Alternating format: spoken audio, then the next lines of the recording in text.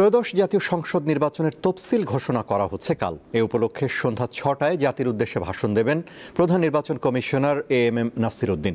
বুধবার বিকেলে নির্বাচন ভবনে এ ভাষণ রেকর্ড করে বাংলাদেশ টেলিভিশন ও বাংলাদেশ বেতার।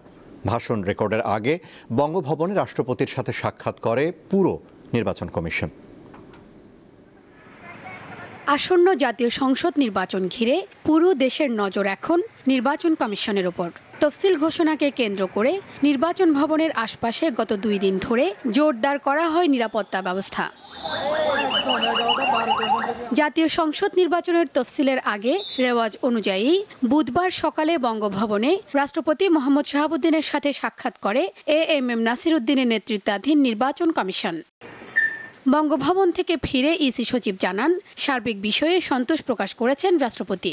আমরা যে 1 ঘন্টা সময় বাড়িয়েছি সকাল 7:30 এবং বিকাল 4:30 পর্যন্ত, এটারও বললেন যে এটা যৌক্তিকভাবে এটা হয়েছে। সার্বিকভাবে আমাদেরকে বলেছেন যে নির্বাচন কমিশন এগিয়ে যাচ্ছে এবং একটা ভালো সুষ্ঠু এবং অর্থবহ নির্বাচনের জন্য যতটুকু সাহায্য সহযোগিতা এবং সহানুভূতি ওনার দিক থেকে প্রয়োজন দেওয়ার সুযোগ আছে, উনি তার থেকে বেশি ছাড়া কম দিবেন না।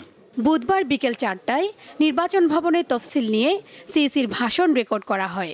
এতে সংসদ নির্বাচনে মনোনয়নপত্র সংগ্রহ ও জমার শেষ দিন, বাছাই, প্রার্থিতা প্রত্যাহারের শেষ সময় এবং জাতীয় নির্বাচন ও গণভোটের তারিখ সংক্রান্ত তথ্য রয়েছে।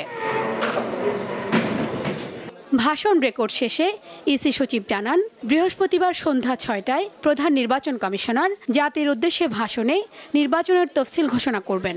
আগামীকাল সন্ধ্যা 6টার সময় তফসিল ঘোষণা করা হবে।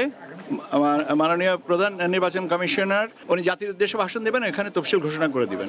এখন পর্যন্ত সিদ্ধান্ত হচ্ছে 300 আসনে, কারণ আমরা এখনো পর্যন্ত তো কোর্টের কোনো অর্ডার পাইনি। সরকারের ঘোষণা অনুযায়ী ফেব্রুয়ারির প্রথমার্ধেই হতে যাচ্ছে সংসদ নির্বাচন। এবার ভোট শুরু হবে সকাল 7:30টায়, বিরতিহীনভাবে চলবে বিকেল 4:30 পর্যন্ত।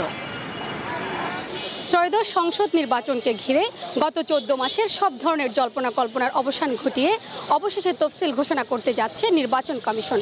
এবং 24-এর আন্দোলনের মধ্য দিয়ে যে নির্বাচনী যাত্রা শুরু হয়েছে, এই পরিবর্তিত প্রেক্ষিতে সে নির্বাচন আসলে কেমন হতে যাচ্ছে তা এখন দেখার অপেক্ষায় পুরো জাতি।